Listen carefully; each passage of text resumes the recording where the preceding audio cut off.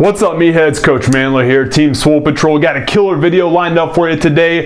Not only am I going to be sharing what I believe are the top 3 mistakes most lifters are making whenever they're following a ketogenic diet, but I'm also going to hook you up with a badass strongman influenced brick shithouse routine that will help you boost your resting metabolic rate, drive up your anabolic hormone levels, all so you can burn more fat while maintaining all of that size and strength that you've been busting your ass for. Now, if you've been following along with the entire 30-day anabolic hormone and metabolism reboot process that I'm going through right now over on my Instagram page, you know that I'm using a ketogenic diet in conjunction with my traditional high-intensity interval training protocol to maximize my ability to burn more fat and maintain as much of the muscle and strength gains that I've worked my ass off for. And thus far, it's working like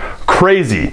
During this process, though, I've noticed a couple of things that I feel like a lot of people out there are making major mistakes with in regards to this ketogenic diet. So what I want to do for you right now is share the 3 biggest ones that I feel like are going to dramatically decrease not only the effectiveness of this diet, but also your performance. So make sure you fix these 3 major mistakes, and I can promise you're going to see faster results, get more ripped up, but more importantly, maintain the size, strength, speed, and explosiveness that allow you to not just look good, but perform like a badass. The first and probably biggest mistake I see people making when following a ketogenic diet in order to burn more fat is not having a fundamental understanding of the way dieting works in regards to fat metabolization. What I mean by that is this. Whenever we're trying to burn a pound of body fat, regardless of what diet you're following, doesn't matter, they all work as long as you work on them and do so consistently, you have to create a 3,500 kilocalorie deficit, meaning you have to burn 3,500 calories more than you consume. That's just the very simple, basic math that you have to understand. And in regards to the ketogenic diet, a lot of people have this notion that they can get away with housing bacon cheeseburger after bacon cheeseburger as long as they don't have that bun. The fat-burning fairy ain't gonna come and visit you if you aren't in a caloric deficit. Period. I don't care how strict of a ketogenic diet you're following. If you don't have that caloric deficit at the end of the day, it's not going to matter. So what I'll tell you is this. Yes, you can have a bacon cheeseburger without the bun. You can have those pork rinds, and you can have all the peanut butter and nacho cheese drizzled on top of whatever vegetable you want, and that will follow a ketogenic diet. But you also need to understand you're held accountable to that caloric deficit that you need to have in order to burn body fat. What I would suggest to you is to do the 2 things that have helped me a lot. Number 1, make sure you measure everything, because if you don't, you're going to lose track of how much you're actually putting in your body, which adds up over time. And 2, make sure the dietary fats you're consuming are ones that pack a lot more nutritional punch. Think more avocado, egg yolk, and salmon and almonds versus nacho cheese. The nacho cheese don't do shit but add calories. The others add more of a punch that will help facilitate greater gains throughout this process. The second big mistake I see people making when going keto is not consuming enough water throughout the day. Here's the deal about following a ketogenic diet. Whenever you do so and you're entering ketosis, you're going to lose a lot of weight on the scale very quickly. That is not going to be body fat. I wish that were the case, but it's not. What it is a lot of the water that is lost in conjunction with the glycogen stores in your liver and in your muscle that you're losing because of your body using that glycogen up. All right, so what happens is people get fooled into thinking they're losing a lot of weight when in reality all they're losing is water. Now, in that regards, you're going to get dehydrated very quickly, and that's going to dick you up in two ways. Number one, your performance inside the gym that will help increase your anabolic hormone output as well as your resting metabolic rate so that you can burn more fat at rest dramatically decreases. Your performance will go to shit if you're dehydrated. But the second thing is more internal based, and that's going to be in regards to the general metabolic process.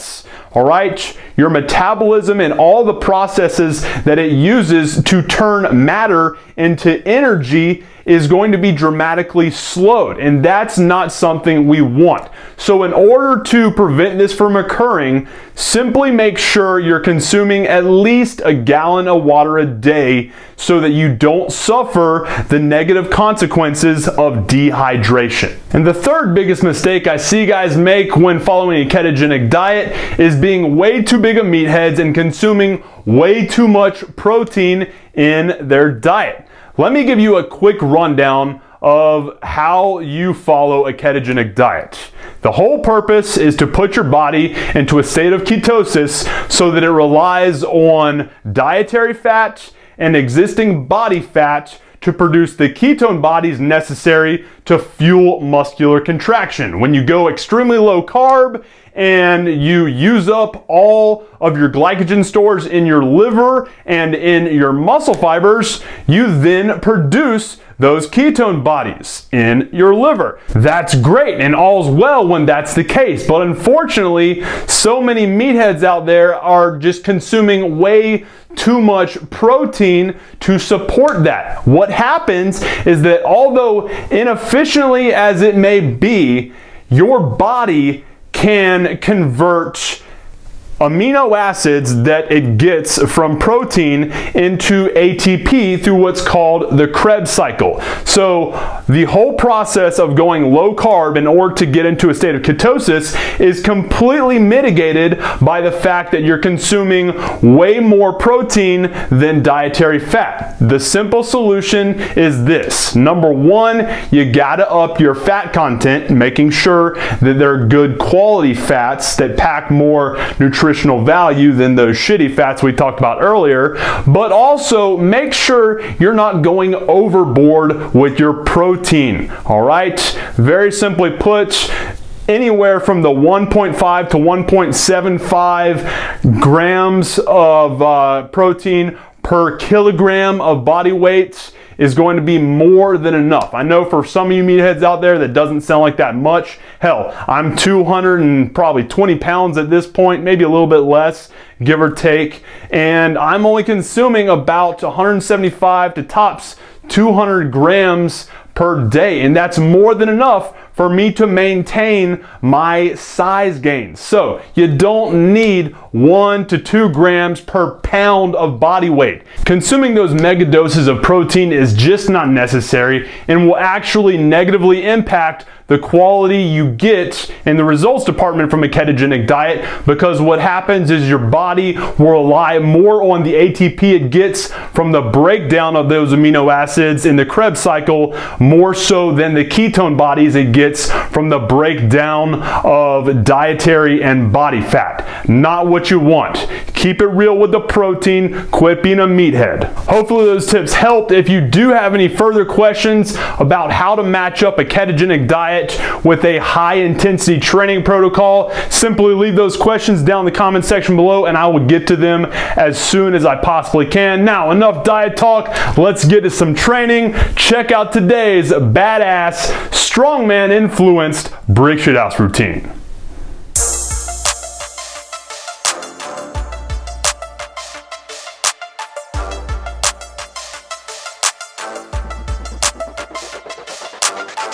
Why Why they hating? Tell me why they hating.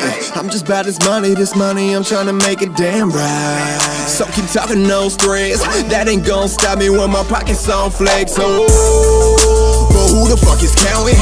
Money coming in, that shit be looking like allowance cake. Cake got me surrounded. Checks ain't never bouncing, man, it's money, yeah, you know I'm about it. Yeah, you know I'm about it, oh yeah. All these veggie brands about to make your whole strand. Shit ain't nothing, I will make it so it don't make me gon' flex. Motherfucker, I'm the greatest known threat. Jesus of the city, about to get it branded. Find me where the money, yeah, it always got my hand in. Carry the squad, swole quads, I got my famine. Always eating no famine, show foot in every city that we land in. Forget the Hamptons, I'm about to bake it, bitch, show me where the ham is. But I ain't never about a porky hoe. Say the drama for the Maury show, rather sip a 40 cold. With the shooters in the morning, ho. Yeah, that's a morning rose, gotta keep a G for the foreign hoes. They stationary zoom right past moonwalk, thriller, no mic jack, show me where the mic at. Why they hating? Tell me why they hating.